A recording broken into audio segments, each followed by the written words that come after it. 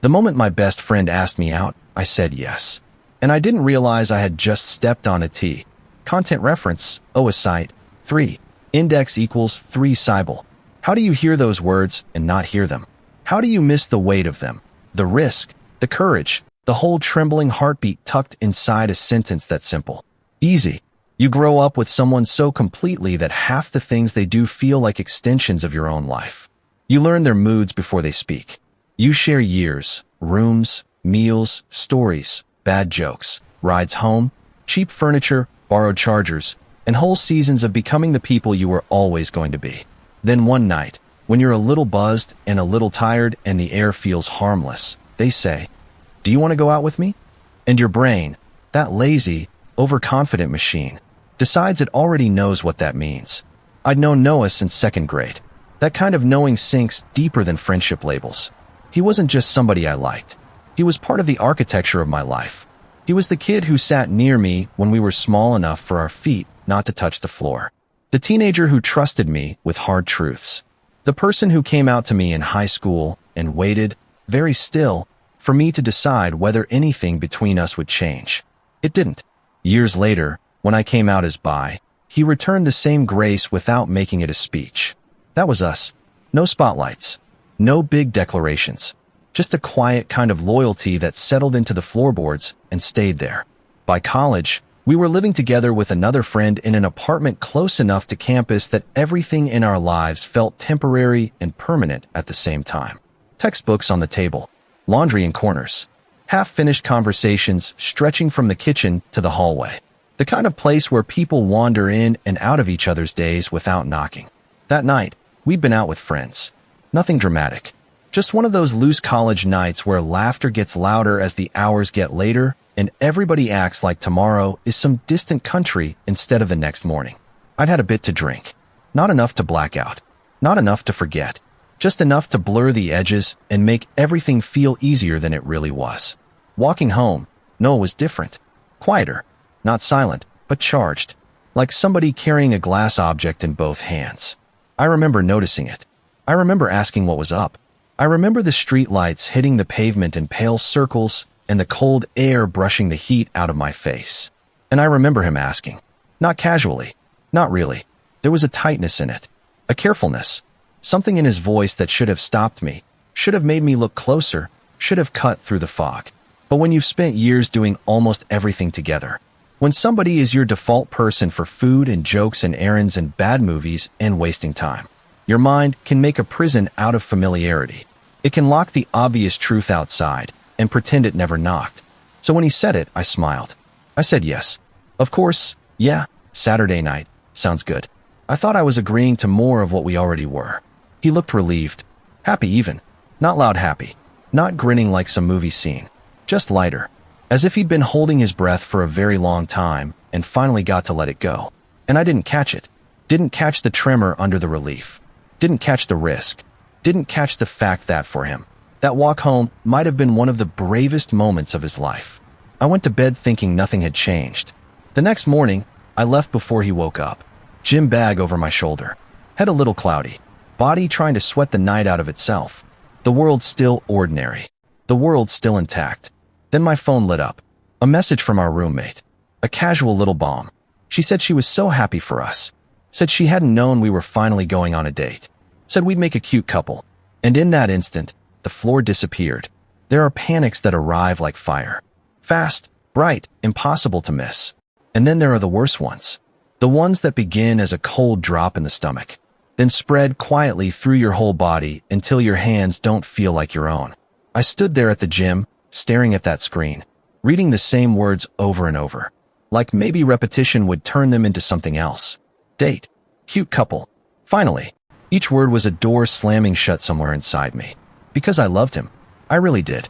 I loved him in that huge, unguarded way you only get with a few people in a lifetime. But not like that. Not romantically. Not in the direction his question had traveled. And suddenly I understood not only what he had meant, but what my yes must have meant to him. Hope. I had handed him hope with both hands. And I had done it by accident. Panic is humiliating because it makes the mind stupid. Not empty. Not numb. Just stupid in a frantic, overproductive way. Every thought becomes an alarm. Every possible future becomes a disaster already in progress. I must have looked insane standing there in the gym with my phone in my hand, breathing like I'd forgotten how to do it properly. I wasn't thinking about reps or machines or whether anyone was looking at me. I was seeing 12 versions of the next few hours, and every single one ended with no hurt. I kept replaying the walk home, the way he'd sounded, the way he'd looked at me after I said yes, the way I'd answered so easily, so carelessly, and every time I replayed it, I found another clue I should have caught, another bright, obvious signal I had somehow stepped over like it was nothing. That was the worst part. Not just that I needed to reject him, it was that he had probably gone to sleep happy, maybe nervous, maybe stunned, maybe scared, but happy. He had probably woken up carrying that fragile, incredible feeling that maybe the thing he wanted most had actually happened. Maybe the secret he'd been holding had finally opened into something real. And all morning, while I was lifting weights and wandering around inside my own confusion, he was living in the version of the story where I had said yes because I meant yes. I felt sick. The easiest thing would have been to lie, to pretend I got busy, to act confused later, to let the date approach and then somehow reroute it into friendship with enough jokes and denial and awkwardness that neither of us would have to name what had happened. But that kind of strategy only sounds merciful when you're scared. Really, it's cowardice in a nicer outfit. He had been brave. If I answered his courage with evasion, I'd be turning his vulnerable moment into something even crueler. I knew that. Even in the middle of all that panic, I knew that. So the problem became simpler and harder. I had to tell him the truth. Soon, before the story in his head had more time to grow. I also had to tell him in a way that didn't make him feel ridiculous for ever asking. That mattered to me almost more than my own embarrassment. Noah had trusted me with himself. Maybe not carefully. Maybe the drinks had helped him leap before he was ready. But trust is still trust, even when it stumbles. And I could not let my mistake turn his honesty into shame. The thing is, when somebody you love is about to get hurt by you, even unintentionally, your mind starts bargaining with reality. Maybe he didn't mean it like that. Maybe our roommate assumed too much. Maybe he used the wrong words. Maybe. But beneath all of it, I already knew. He had meant it. Of course he had. The whole shape of the moment made sense now. The nerves, the relief, the timing, the way he'd chosen a walk home instead of a crowded room. I texted him before I could lose my nerve. I asked if we could skip lunch and talk at home instead. Even sending that made my chest tighten. Because people know what that text means. Not the details, maybe, but the weather of it. The pressure system moving in. He was smart enough to hear it before a word was spoken. The walk back from the gym felt longer than any run I've ever done. Everything around me looked weirdly overdefined, like panic had sharpened the world just to make me feel smaller inside it. The sidewalk cracks, the hiss of tires, the rustle of leaves, a dog barking somewhere behind a fence. My own heartbeat, absurdly loud, as if my body wanted the whole neighborhood to witness what an idiot I'd been. By the time I got home, I had drafted and destroyed 100 speeches. Too blunt, too soft, too apologetic, not apologetic enough, too clinical, too emotional, too much focus on me, too much fear of his reaction, not enough acknowledgement of what it must have cost him to ask. And under all of that was another fear, the one I didn't want to look at directly. What if this changed us no matter how kind I tried to be? People talk about friendship like it's indestructible if it's real enough. I don't believe that. I think friendship is strong, yes, but it is also made of timing and trust and mutual comfort and invisible rules that both people follow without thinking. Once romance enters the room, even for one person, the air changes. Maybe not forever, but pretending otherwise is fantasy. I was terrified of losing him. Not in the dramatic, cinematic way where doors slam and someone walks out and never comes back. I was afraid of the quieter version. The one where things survive, technically, but never relax again. Where jokes get measured. Where touch gets edited. Where every silence asks a question. Where two people who used to move around each other like second nature suddenly have to think. He came home not long after, and I knew the second I saw his face that he already understood. Not every detail, but enough. There was still a softness in him. Still hope, maybe, but it was more careful now. Like he had wrapped it in both hands to protect it from whatever I was about to say. That almost broke me, because I wanted, so badly, to give him good news. To hand back something whole. To tell him I had just been slow, just confused, just surprised. to say yes in the way he had meant it. But love is not kindness when it's counterfeit. So I sat down with the person who had been woven through most of my life. And I prepared to tell him the truth in the only way that seemed honorable. Clearly, gently, without running from it, and without ever making him regret that he had trusted me enough to ask. I started with the part that mattered most. Not my panic, not the misunderstanding, not the logistics of Saturday night. His courage. I told him I was sorry, really sorry. I said I understood now what he had meant, and I knew it must have taken a lot for him to say it out loud. I told him I hadn't meant to mislead him, that I had been half drunk and stupid and too wrapped up in old patterns to hear the moment for what it was. Even now, that explanation feels thin, not false, just painfully inadequate. There is no sentence elegant enough to cushion disappointment when somebody has made themselves vulnerable. He listened without interrupting. That made it harder somehow. If he had gotten angry right away, or laughed it off, or turned it into a joke, I might have had something to push against. But he just listened, and I could feel the whole conversation narrowing toward the point neither of us could avoid. So I said it. I told him I loved him, that he was my best friend, that I had never thought about him in a romantic way, that I was sorry for getting his hopes up. Simple words, heavy words, words that seem manageable in your head and then come out into the air with all the weight of a dropped object. For a second, after I said them, everything went very still. That pause, I think people underestimate it. The tiny pocket of silence after the truth lands. The moment where the other person is no longer imagining, no longer guessing, no longer bracing for possibilities. They know, and now they have to live inside what they know. Noah asked me if I had really not understood. There wasn't anger in it, just a kind of wounded disbelief, like he was checking whether reality itself had betrayed him. And that was the question I dreaded most, because the honest answer sounded so embarrassing. Not just for me, for him too. I told him yes. I really hadn't understood. If I had, I never would have answered so casually. I never would have left him alone with that kind of hope overnight. He looked away for a second. Not dramatically. Not like in movies where heartbreak announces itself with tears right on cue. It was smaller than that. A flicker.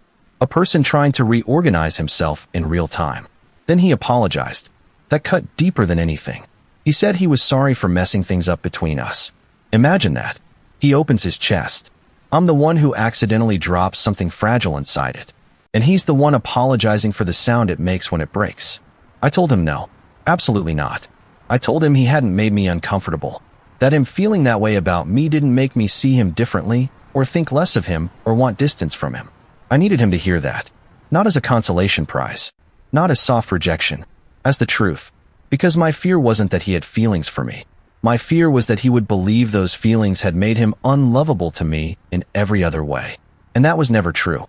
I told him if he needed space, I would understand. No resentment. No guilt. No pressure to act normal before he was ready. I said I'd give him whatever room he needed to process it. That offer felt like the correct thing. The respectful thing. The mature thing. I thought he'd take it. Instead, he surprised me. He said he didn't think he wanted space.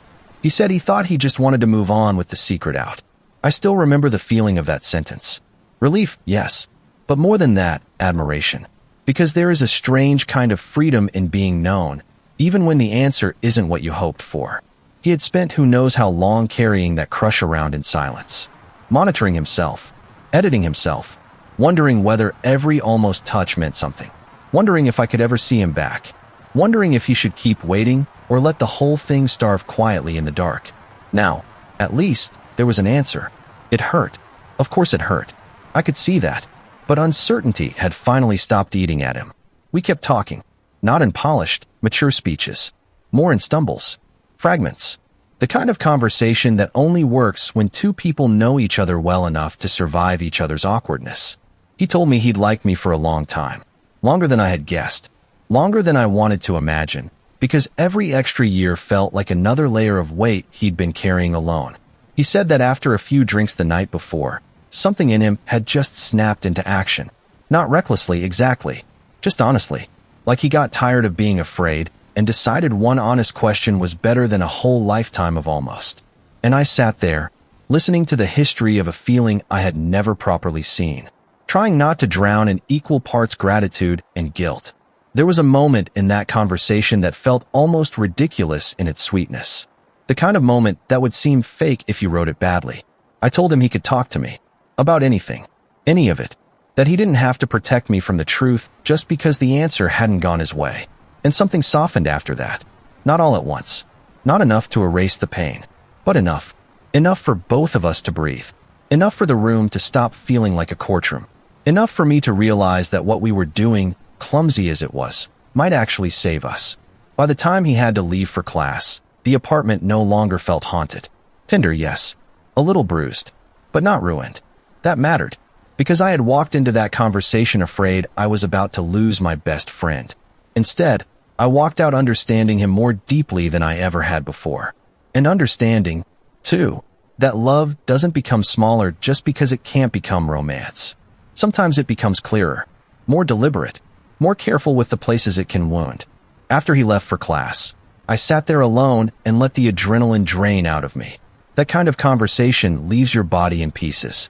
Your muscles don't trust chairs. Your lungs still think there's danger in the room. Your thoughts keep pacing long after the actual emergency is over. But under all of that, there was something else. Relief. Messy relief. Not the triumphant kind. Not the kind that makes you throw open windows and laugh. More like the quiet relief of surviving surgery. The cut happened. It hurt. It will ache for a while. But the thing you feared would kill the relationship did not. In fact, kill it. At least not that day. Of course, survival isn't the same thing as resolution. The next few days taught me that. I became hyper-aware of everything. Where I sat. How close I stood. Whether a joke could sound like flirting. Whether a hug lasted half a second too long. Whether old habits might feel totally different now that the hidden truth had a name. Before all this, our friendship had been physically easy. Not dramatic, not excessive, just easy. We leaned on each other. Sat shoulder to shoulder on the couch. Shoved each other in hallways. Hugged without thinking. Made dumb flirty jokes in the way close friends sometimes do when comfort makes irony feel harmless. Only now I was looking back at all of it with a new kind of light. And that was uncomfortable. Because once I started tracing those old moments, I could suddenly see how he might have read them. Not because I had intended anything. I hadn't.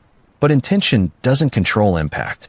Sometimes affection, when left undefined long enough, begins to sound like a promise nobody realized they were making.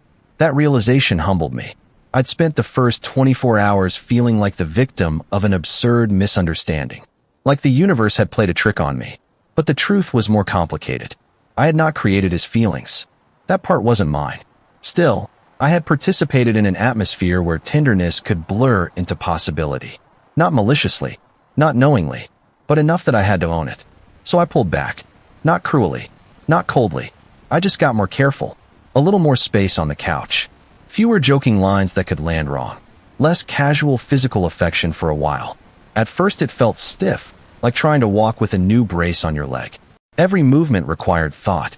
Every familiar impulse had to pass through a filter before it reached daylight. I hated that part. Not because I resented him. Because I missed the unconscious ease of us. I missed being able to reach for the version of our friendship that existed before the conversation. But wanting that didn't make it possible. Sometimes love asks you to tolerate temporary awkwardness so the other person can heal without confusion. Sometimes the kindest thing you can do is edit yourself for a while. Noah, for his part, handled it with more grace than I expected from anyone, especially someone our age. He was a little embarrassed at first. I could feel that. There were moments where he'd say something, then seem to measure whether it sounded too soft, too familiar, too much. But there was also a new honesty in him, a looseness, as if some locked door inside him had finally been opened and the air was circulating again. We didn't pretend the conversation hadn't happened. That helped. Nothing kills a fragile peace faster than fake amnesia. So when the awkwardness appeared, we let it be awkward. When a joke landed weird, we moved on. When a silence stretched, we didn't panic and fill it with nonsense. And little by little, the world reassembled itself. Not identically. I don't think that's ever how it works. Once the hidden current is named, everyone becomes aware of where the water runs. But not worse.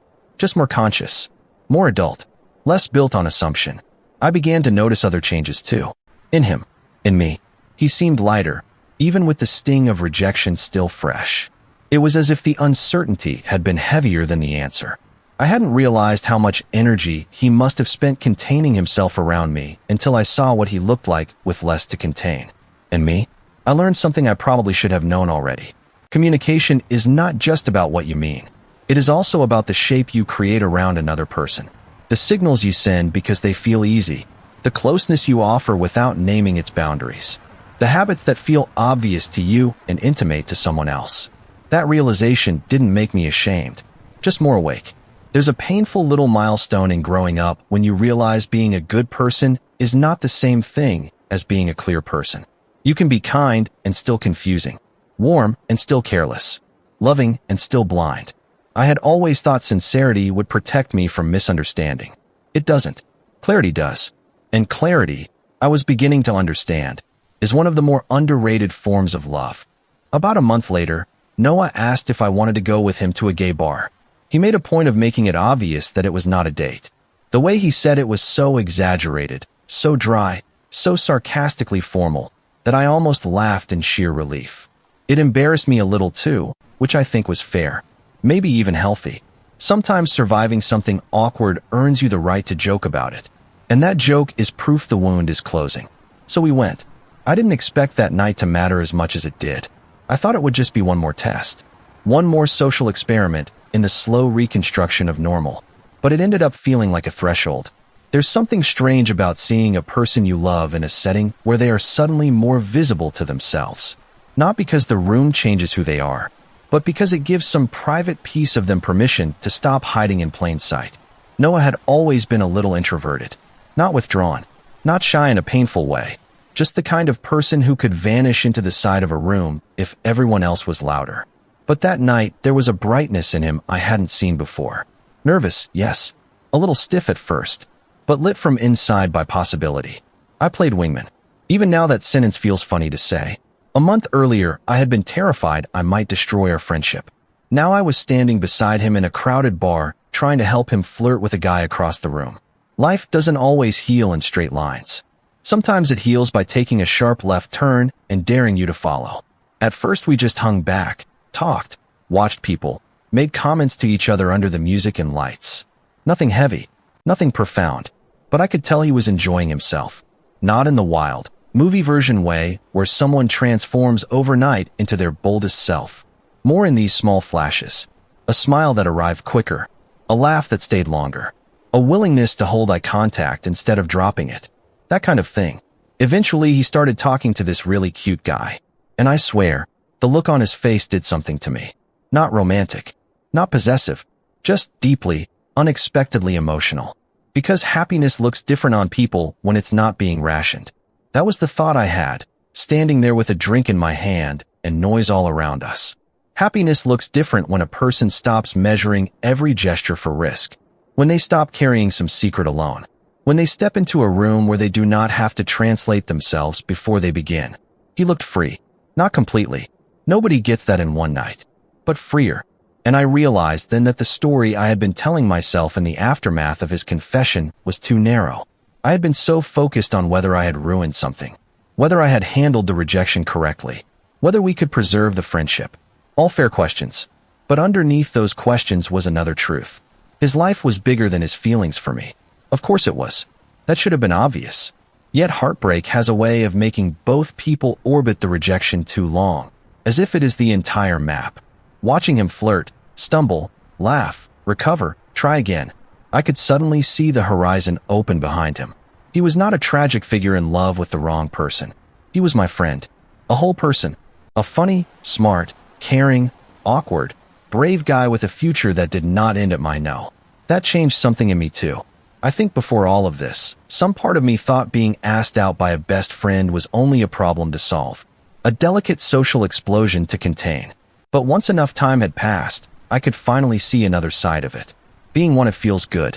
Not because it validates your ego in some cheap way. Not because attention is automatically flattering. But because when the person is someone you truly respect, their feelings become a strange mirror. Not one that tells you who you are romantically. Just one that reflects that you are, in fact, visible, lovable, worth longing for. I hadn't expected that to affect me. But it did. It made me feel more confident somehow. More real inside my own skin. Like I was seeing myself from slightly farther back. We went back to that bar more than once after that. Each time, Noah seemed a little more open, a little more eager, a little more himself. He started talking to me about dates, about guys he liked, about misread signals, awkward chemistry, little hopes, little disappointments. Conversations we had somehow never really had before. And with each one, our friendship shifted again. Not away from what it had been, deeper into it. Because there is a particular intimacy in being trusted not only with someone's pain, but with their recovery. Not only with the confession, but with the life that continues after the confession doesn't go the way they wanted.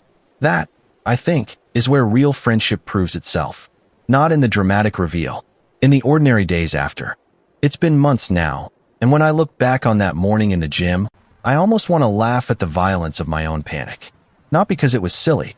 At the time, it felt enormous. It felt like standing at the edge of a cliff with one wrong word between me and the loss of someone I couldn't imagine my life without. But panic has no imagination for tenderness. It only knows how to predict wreckage. What actually happened was quieter, and, in its own way, much more beautiful. Our friendship didn't break. It changed. Yes, anyone who tells you otherwise has never watched honesty move through a relationship like weather. But change is not the same thing as destruction. Sometimes it is the price of getting to keep something real. We talk about relationships more now. Openly. Naturally. Not like we're tiptoeing around broken glass. But like two people who have finally earned the right to be fully honest with each other. He tells me about dates. I tell him what I think. He laughs at my advice when it's bad. I laugh at his stories when they're ridiculous. And in between all that, there's this new steadiness between us. Like we passed through a fire and found out what in us could not burn. I used to think the most loving thing you could do was protect people from discomfort. Smooth things over. Keep the peace. Avoid saying the sentence that might change the room. I don't think that anymore. Now I think love sometimes looks like telling the truth before it curdles. Sitting down when every nerve in your body wants to run. Making sure someone knows they are cherished, even while you are disappointing them. Trusting that if the bond is real, honesty may wound it for a moment, but deceit would poison it. And from Noah, I learned something just as important. Courage does not always win. At least not in the clean, cinematic way we're taught to expect. Sometimes courage asks the question and gets the answer it feared. Sometimes it leaves a person embarrassed, red-faced, exposed. Sometimes it turns desire into information and nothing more. But even then, courage can still give you your life back. Because before he asked me, his feelings were a closed room. Afterward, they became part of the open air. Painful, yes, but survivable, movable, able to heal. I admire him for that more than I can say. I admire the younger version of him on that walk home. Heart probably kicking against his ribs, choosing truth anyway. And I admire the version of him who sat across from me the next day, heard no, and still chose dignity, still chose honesty, still chose not to let disappointment rot into bitterness. That's not easy, at any age. Certainly not at 20. As for me, I came out of it less naive, less careless with affection, more aware that closeness needs language, and that kindness is stronger when it is paired with clarity. I also came out of it strangely grateful. Grateful that he trusted me. Grateful that I didn't answer his vulnerability with cowardice. Grateful that the friendship we built over years was sturdy enough to hold one terrible misunderstanding and all the feelings underneath it. Most of all, I'm grateful that when the moment came, when everything could have tipped into shame and distance and silence, we both somehow reached for each other as people instead of as roles. Not rejected lover, not clueless friend, not problem, not threat, not cautionary tale. Just two young men trying, imperfectly, to protect something precious without lying about what it was. And maybe that is the real heart of this story. Not that my best friend asked me out. Not that I accidentally said yes. Not even that we survived it. It's that love was there the whole time. Just asking to be understood in the right shape. Not every love story becomes a romance. Some of them become something harder to dramatize and, honestly, harder to build. A friendship that tells the truth. A friendship that absorbs shock. A friendship that makes room for heartbreak without throwing either person away. That's what I still have. My best friend. Still laughing with me. Still woven into my days. Still moving through his own life with more light in him now than before. And every time I see that light, every time I hear the ease in his voice, Every time he tells me about some guy he's excited to see again, I feel the same quiet certainty settle in my chest. We did not lose each other. We grew up a little. We got honest. And somehow, against all the frantic predictions of that terrible morning, the truth did not end our story. It deepened it. Maybe that's the version of happy endings nobody talks about enough. Not the ending where everybody gets exactly what they wanted. The ending where everybody becomes more fully themselves. And the people who matter most are still there when the dust clears. If you ask me now what happened between us, I tell you this. My best friend told me the truth. I told him the truth back. It hurt. Then it healed. And now, when I look at him, I don't see the day everything almost got ruined. I see the day we proved it wouldn't be.